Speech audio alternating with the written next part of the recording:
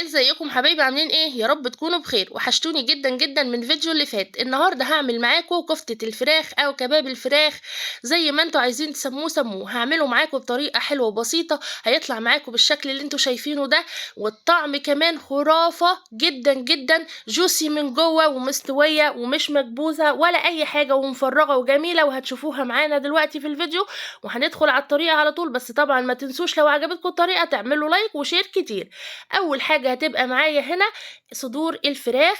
كميه اللي عندك صدر صدرين، انا الكميه اللي كانت معايا دي كيلو من الفراخ بتاعتي عايزاها تبقى متفرزه قبلها بشويه، يعني عايزاها متلجه.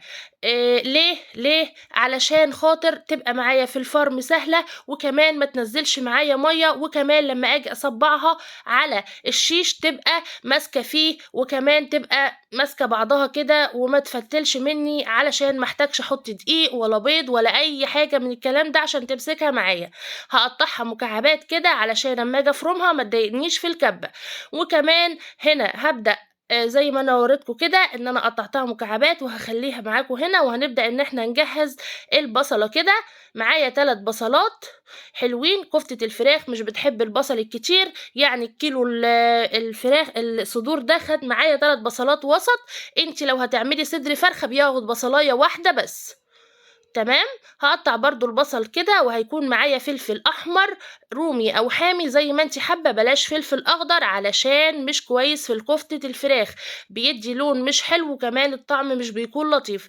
البصل فرمته مع الفلفل كده، وبدأت ان انا اصفيه من الميه، وطبعا الميه بتاعته دي مش هرميها، انا هحتاج التفل وهحتاج الميه كمان في الاخر علشان هقول لكم هنعمل بيها ايه. هبدأ ان انا احط كده التفل في طبق والميه في طبق، وهخليهم على جنب معايا علشان هستخدمهم. وتعالوا بينا نفرم الفراخ واقول لكم نفرمها ازاي. الفراخ هتبقى معايا اهيا. افرمها فرم مش ناعم ومش خشن، وسط كده، يعني انا عايزاه فرم مش كامل، يعني فرم الا ربع كده زي ما بيقولوا. يعني مش عايزه فرم كامل اللي هو ناعم قوي قوي، لا انا عايزه الفرم يكون حلو كده فيه نسبه خشونه شويه.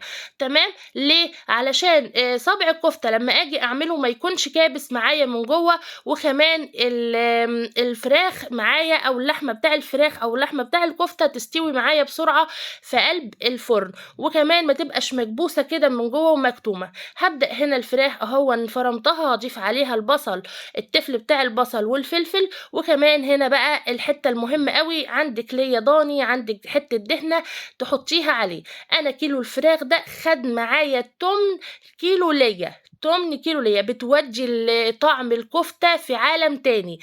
بتخلي ريحتها حلوة وطعمها جميل جدا. البهارات بتاعتي بسيطة جدا، بهارات فراخ، فلفل اسود، بابريكا، معلقة جنزبيل صغيرة، والملح بتاعي على حسب ما انتي حاطة، بسيطة خالص. بهارات فراخ تقدري تستبدليها ب7 بهارات، او تحطي واحدة مرقة دجاج زي ما انتي عايزة، او لو حبيتي جوزة الطيب ضيفي كمان.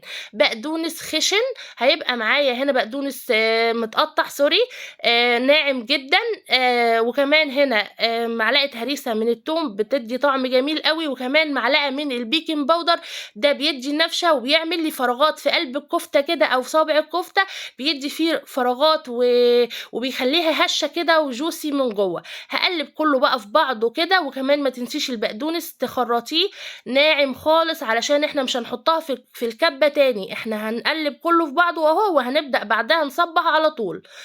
هقلب كل الكفتة او كل العجينة بتاعتي كده على طول اهي. ما شاء الله كانت جميلة ومش بتلزق قوي في الايد ولا حاجة. هي طبعا المفروض ان معروف كفتة الفراخ بتبقى ملزقة شوية، بس طبعا ولا احتاجت معايا لا دقيق ولا بيض ولا اي حاجة، هتصبعها معاكوا اهو زي ما انتوا شايفين.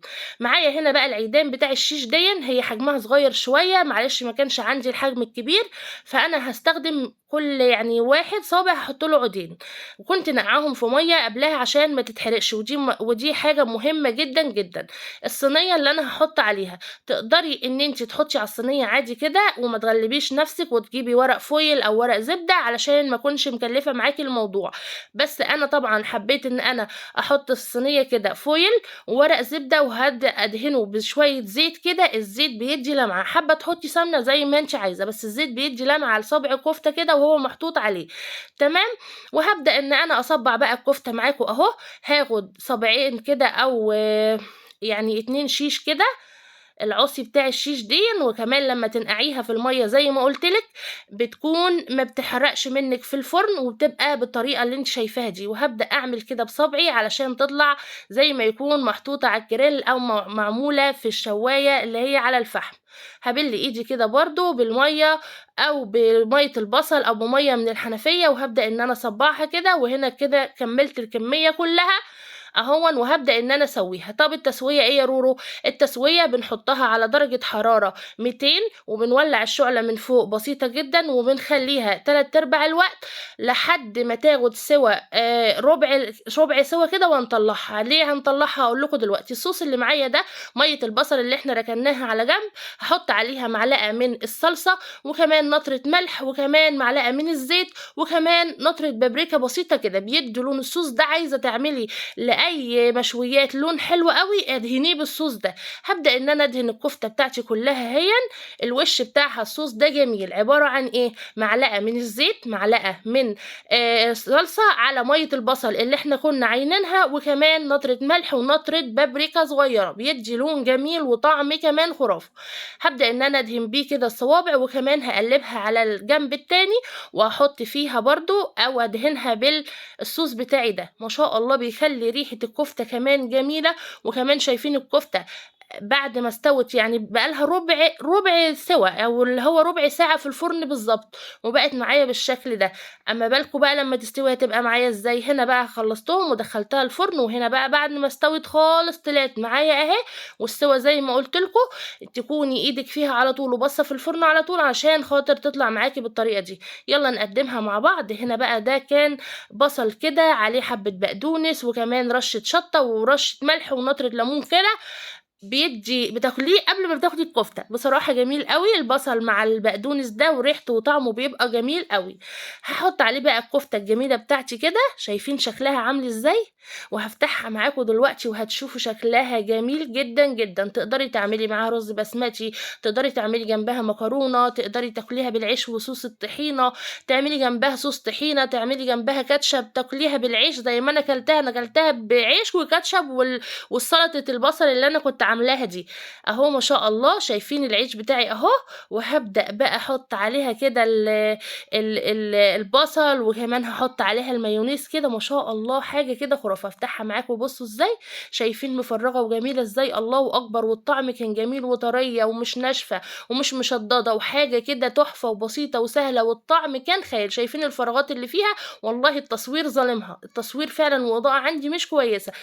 هنا أهو هاعمل بقى ساندوتش جميل كده، وهاحط معاكم شوية بصل حلوين أوي كده أهو. يا سلام، يا سلام.